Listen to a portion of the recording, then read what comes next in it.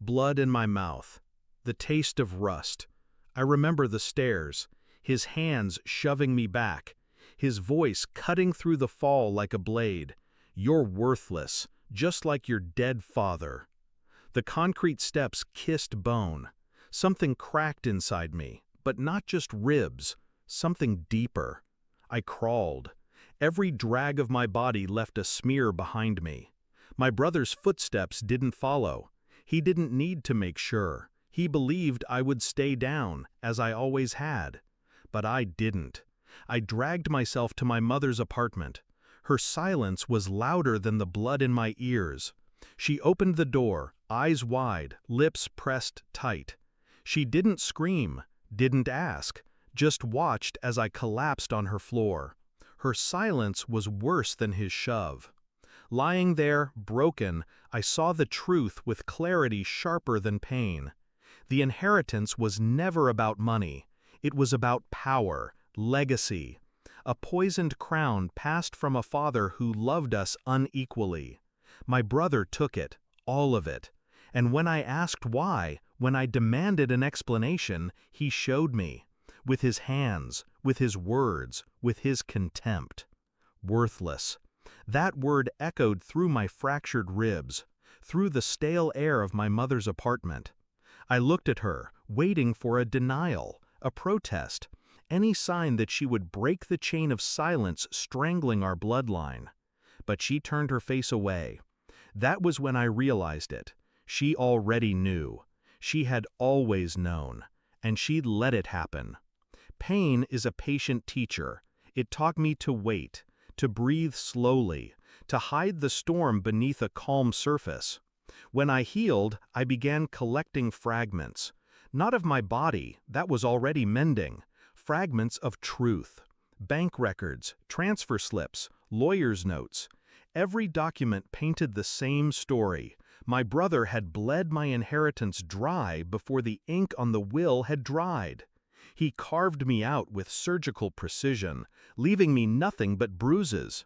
I watched him from a distance. His laughter in restaurants, his expensive suits, his hollow smile at gatherings where people called him successful.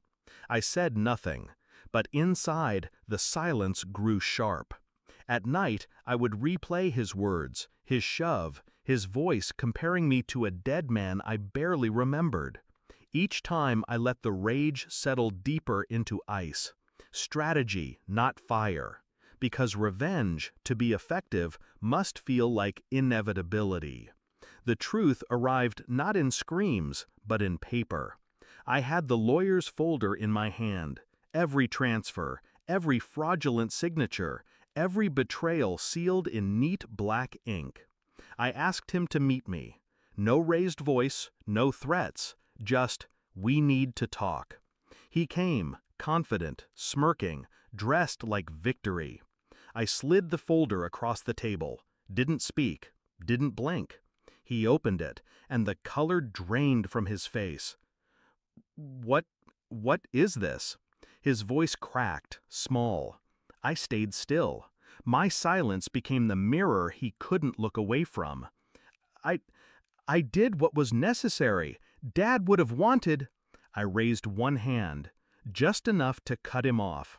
Calm, cold, precise. His mouth shut, his eyes widened. He understood. I didn't need to yell.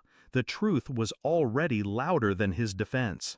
I leaned forward, letting him taste the quiet. "You stole from me. You tried to kill me, and you failed." I tapped the folder once, like a judge's gavel. "This is yours now. Your undoing."